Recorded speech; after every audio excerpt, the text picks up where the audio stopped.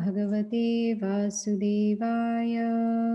Om Namo Bhagavate Vasudevaya. Om Namo Bhagavate Vasudevaya. Om Namo Bhagavate Vasudevaya. Om Namo Bhagavate Vasudevaya. Om Namo Bhagavate Vasudevaya. So we are continuing with Bhagavad Gita as it is. Chapter number 13, Nature, the Enjoyer and Consciousness. Text number 6 and 7. Mahabhutani ahankaro buddhir avyaktamev cha indriyani dashaikam cha pancha chendriya gochara ichha dveshah sukham dukkham sangataschetana dhritihi etak kshetram samasena savikaramudahritam. Translation and purport by Srila Prabhupada. The five great elements, false ego, intelligence, the unmanifested, the 10 senses, and the mind, the five sense objects, desire, hatred, happiness, distress, the aggregate, the life symptoms, and convictions, all these are considered in summary to be the field of activities and its interactions. You want to read the purport? From all the authoritative statements of the great sages, the Vedic hymns and the aphorisms of the Vedanta Sutra, the components of this world can be understood as follows. First, there are earth, water, fire, air, and ether. These are the five great elements, Mahabhuta. Then there are false ego, intelligence, and the unmanifested stage of the three modes of nature. Then there are five senses for acquiring knowledge: the eyes, ears, nose, tongue, and skin. Then five working senses: voice, legs, hands, anus, and genitals. Then above the senses, there is the mind which is within and which can be called the sense within. Therefore, including the mind, there are 11 senses altogether. Then there are the five objects of the senses: smell, taste, form, touch, and sound.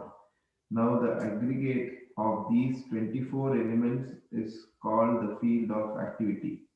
If one makes an analytical study of these 24 subjects, then he can very well understand the field of activity.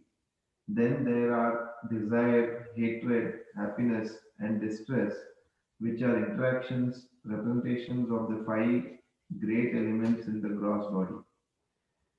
The living symptoms, represented by consciousness and convictions, are the manifestation of the subtle body, mind, ego, and intelligence.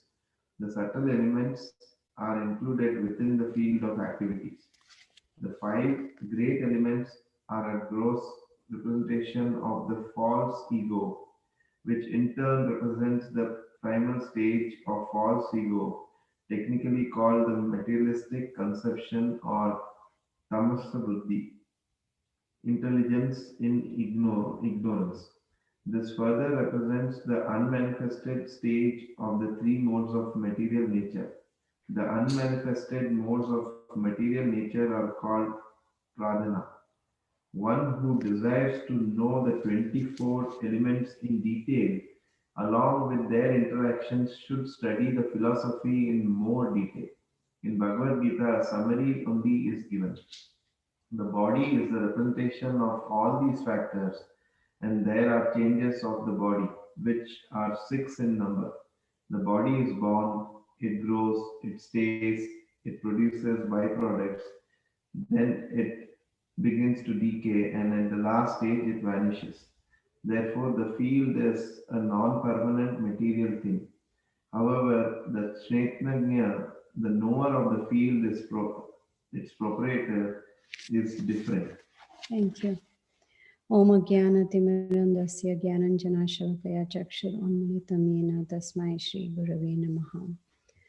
So actually, this chapter 13 is a little difficult to understand because there are a lot of technical subject matters, and especially today's verse, these two verses 6 and 7, it's complicated subject matter, right? We all have heard that there are 5 senses, but here it says 10 senses. Did that confuse you? Yeah, there's a multiplication Yes. factor. Multiplication factor. Yes. So I was hearing Srila Prabhupada talk on this particular verse, these two verses, and he mentions that this particular subject matter of 24 elements is discussed more elaborately in the Srimad Bhagavatam, where Lord Kapila Dev, Krishna appeared as Lord Kapila Dev. He talks about these material elements and their interaction. So, as we see from this verse and also from um, the purport of Srila Prabhupada, so there are 5 great elements: earth, water, fire, air, and ether. These are the basic great elements.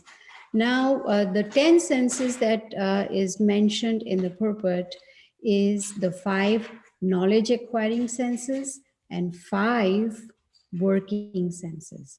So the knowledge acquiring senses, excuse me, are eyes, ears, nose, tongue, skin.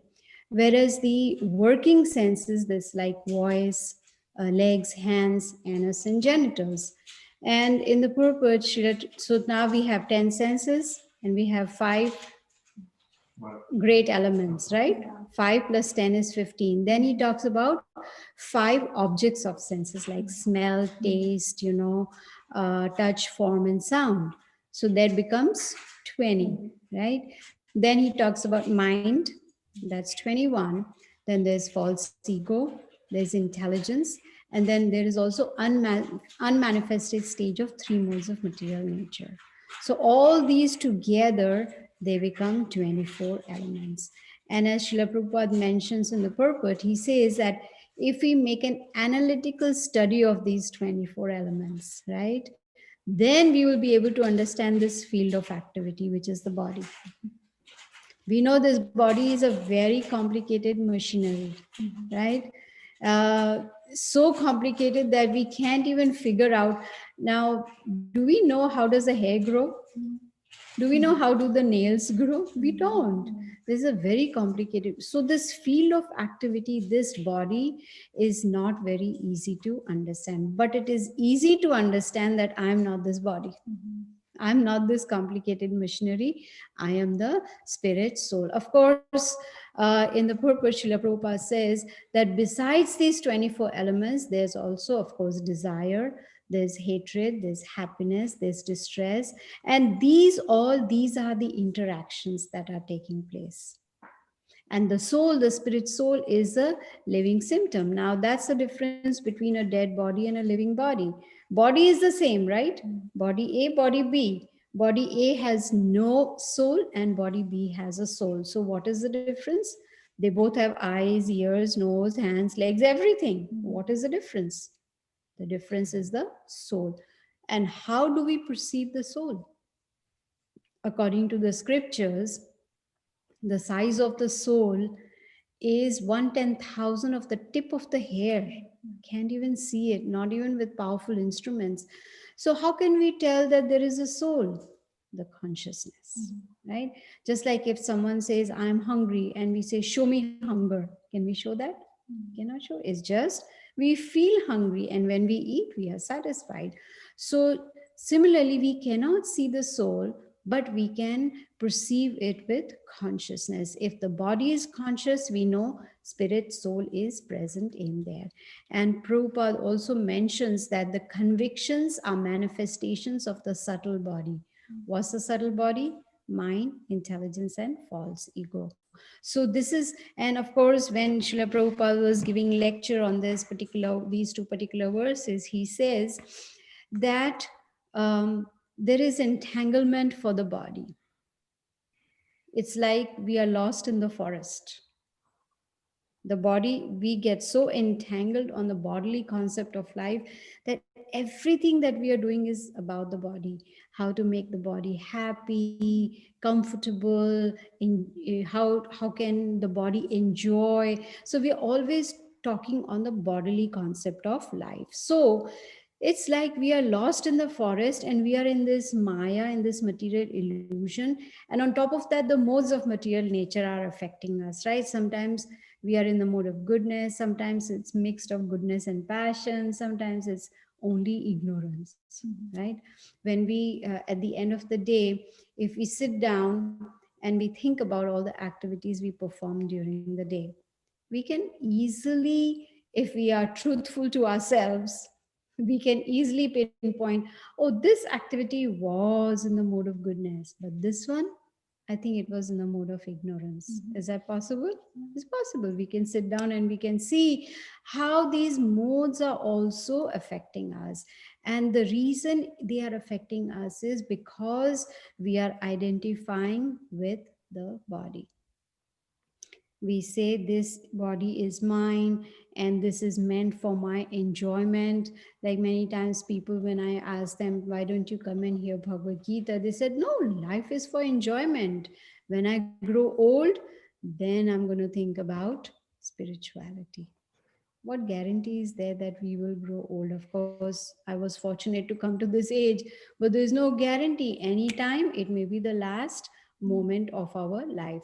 So because of bodily identification, because of material conception of life, we are suffering. So Prabhupada gives us a solution. He says there is a solution to understand. First of all, we have to understand this conditioning. What is conditioning? There's a very nice story.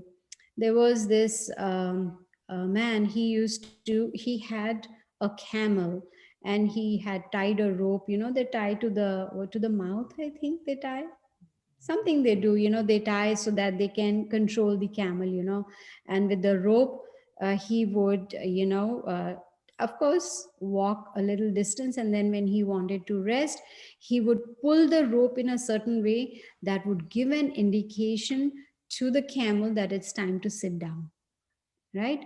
So that is what he would do. And one time it so happened that he now by now camel was conditioned to that, you know, that if you do this, that means sit down, if you do this means to get up. So it so happened that one day when he was going, the rope had broken off, you know, there was no rope. So then he, indicated, he was telling the camel, sit, sit, sit, but the camel won't sit. So then it appeared to he understood, this man understood that this camel is conditioned. So he pretended to pull the rope, even though there is no rope. He pretended, and the camel sat down. See the conditioning. There was no rope. But just that action of pulling the rope, immediately, they say the tube light, what is it called? Uh, Batti jal gayi. What is that called?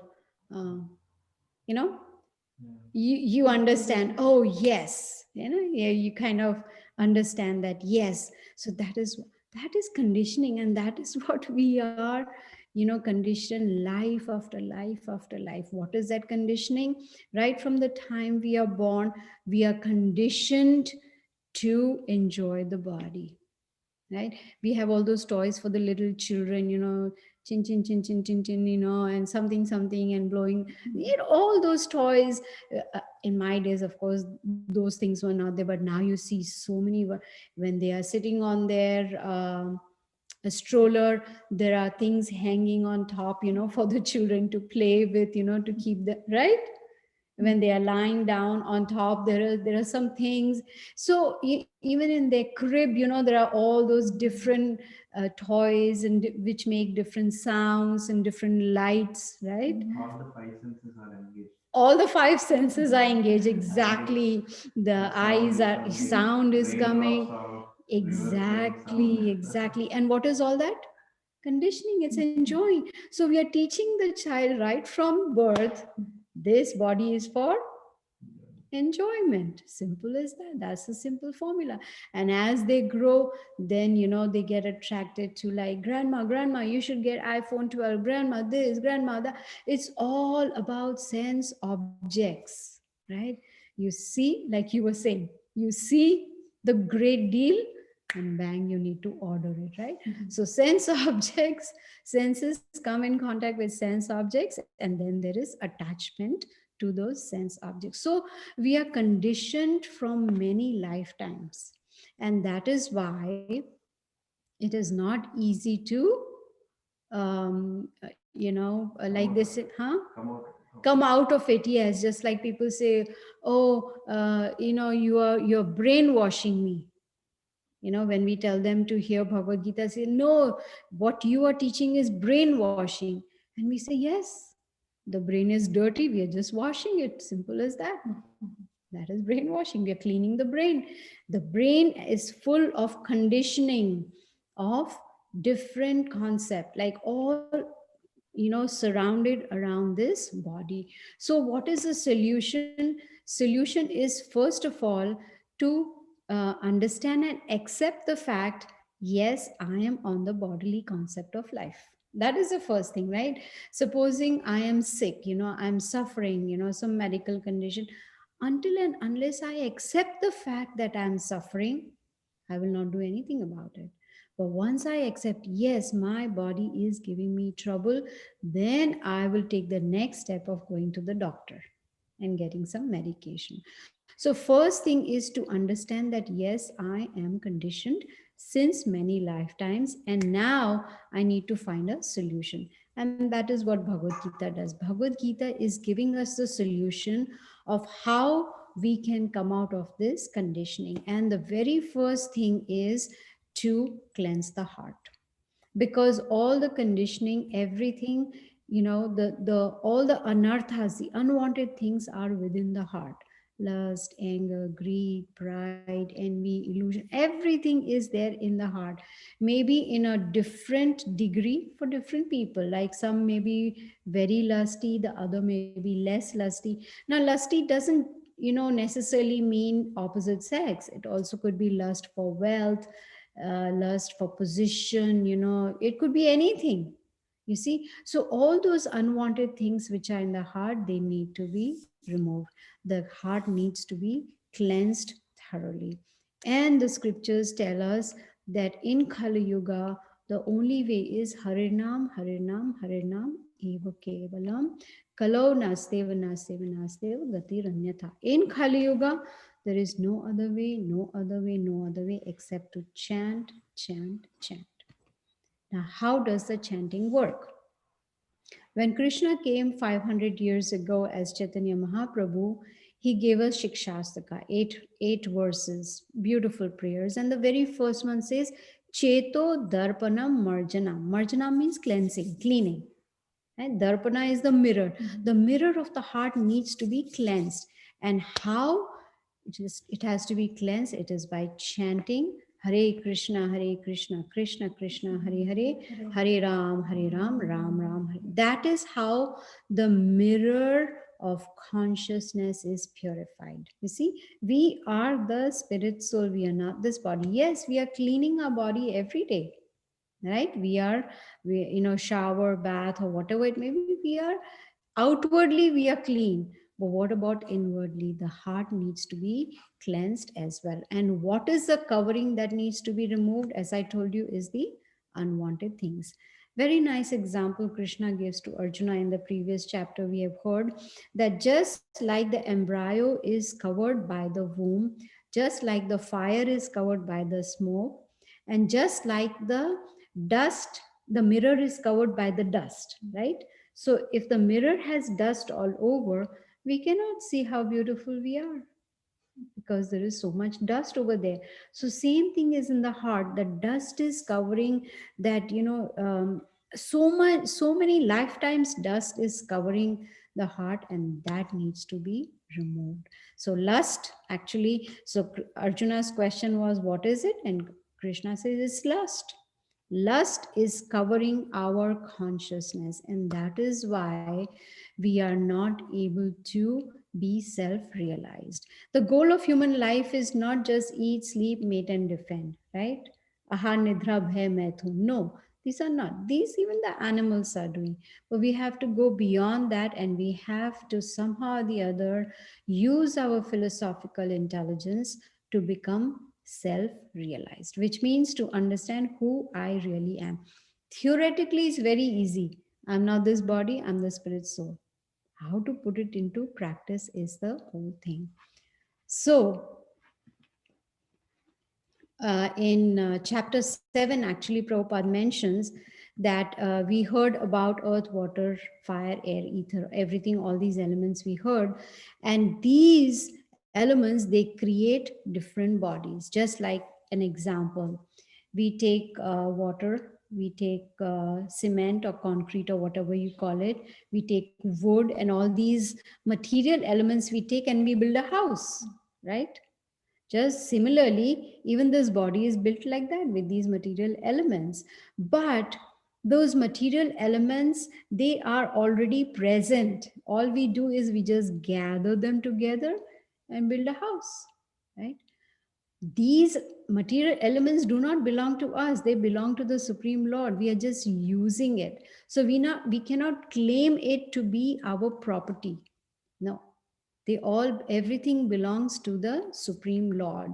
Just like you see, this we see this vast ocean. Can we create it? No, we cannot create it. The earth, we cannot create it. It's all given to us by the Supreme Lord. And how is He able to do it? Because He has Achintya Shakti. He has, inconceivable power, and He can do that. So we have to understand that this whole earth is a creation of five gross elements, and we are using these elements for different purposes, but the consciousness should be that they all belong to the Supreme Lord. Now, for instance, the house, we say it is my house. Is it our house? No, it belongs to the bank till we pay off the loan, right? Till then, it belongs to the bank. It doesn't belong to us at all. So, even after we pay off the mortgage, it still belongs to the Supreme Lord because we have used His elements to build the house. So, it's very important to understand that whatever activities we are performing with this body should be based on the instructions of the Bhagavad Gita. In chapter 3, we learned Krishna tells Arjuna, Yagnarthat karmano natra lokoyam karma bandhanaha. Tad artham karma kaunteya mukta sangha samachara.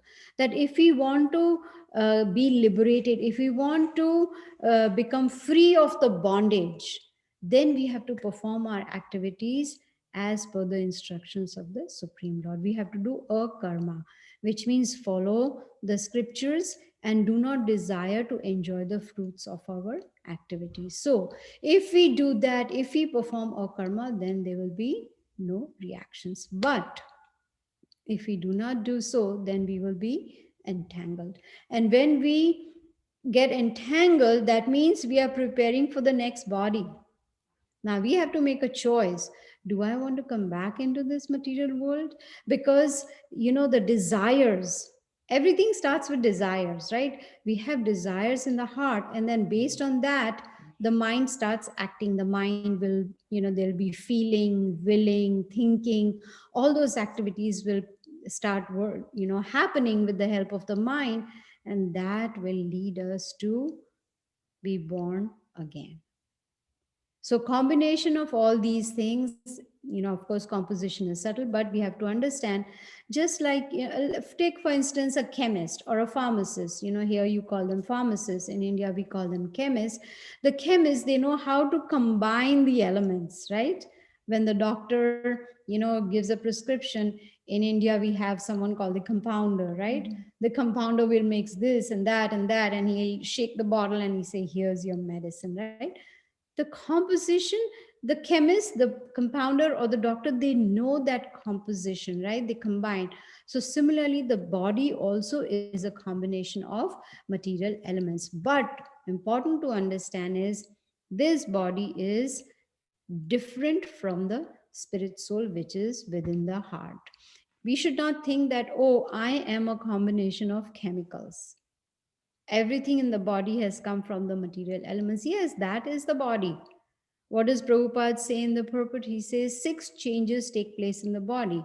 There is birth, then it grows, then it stays for some time, then it produces byproducts like children, then it starts decaying, getting old, and then it vanishes, which means death, right? These are the 6 changes that takes place. So we have to understand that now that we have got this very, very rare human form of life, what do we do with that?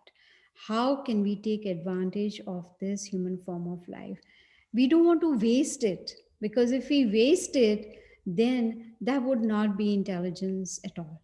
We need to use this human form of life, use it as a boat, just like this material world is like an ocean, like material ocean. We have to cross this ocean. For that, the Lord has given us this body like a boat, and he has also given us a spiritual master as the captain of the boat.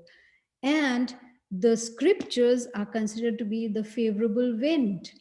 So it's easy for us to cross this ocean of material world. But we have to make a choice. What do I do? Do I use this boat to cross over this material ocean?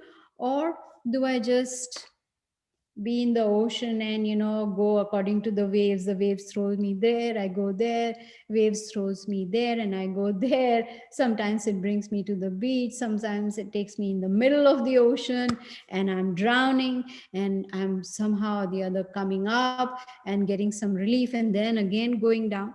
We have a choice. What do we want to do with this? So this human form of life is not just for satisfying the demands of the body. what does what do the senses do to us?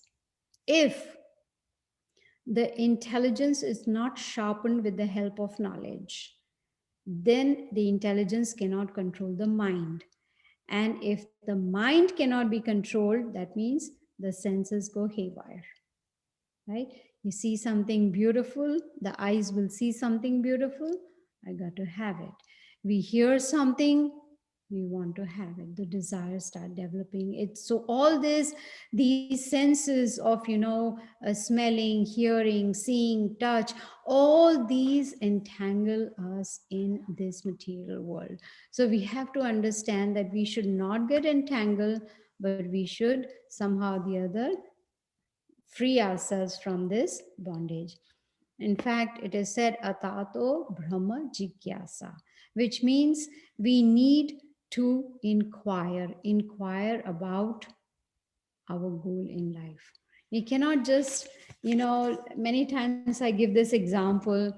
I pick up the car keys and I tell my husband I'm going, and he asks me where, and I say, I don't know. He's like, what do you mean you don't know? Well, I don't know. I'll just switch on and start the car and I'll just keep driving. Okay, so when are you coming back? I don't know, because I don't know where I'm going. So how can I tell you when am I going to come back? Right? And then when I am there on the highway, I turn on my navigation and I'm asked to put an address, and I'm put there, I don't know.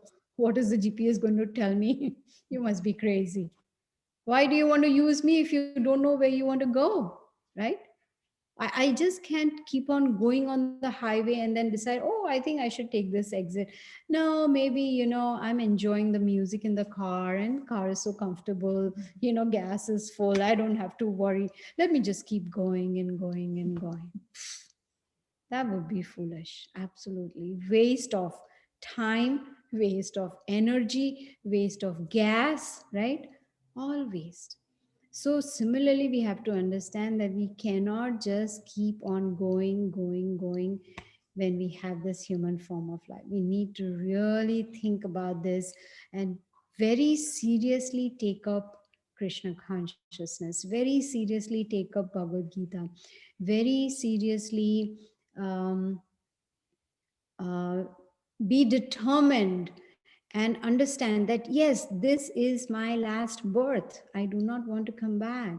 And for that, a simple, easy process is given to us is to chant. That's all we have to do is chant. Once we start chanting, then we'll start relishing the Bhagavad Gita. Then when Krishna will see we are putting in an effort, we are following his instructions. What are his instructions? Satatam kirtayanto mam, always chanting my glory. So when we chant, when Krishna sees that, then he gives us the understanding to understand him. Then he gives us the intelligence by which we can understand Bhagavad Gita, by which we can understand I am not this body. So that practical is very, very important besides the theory. So I'm going to only do this verse 6 and 7 today. And if any one of you has any questions, you can ask the question.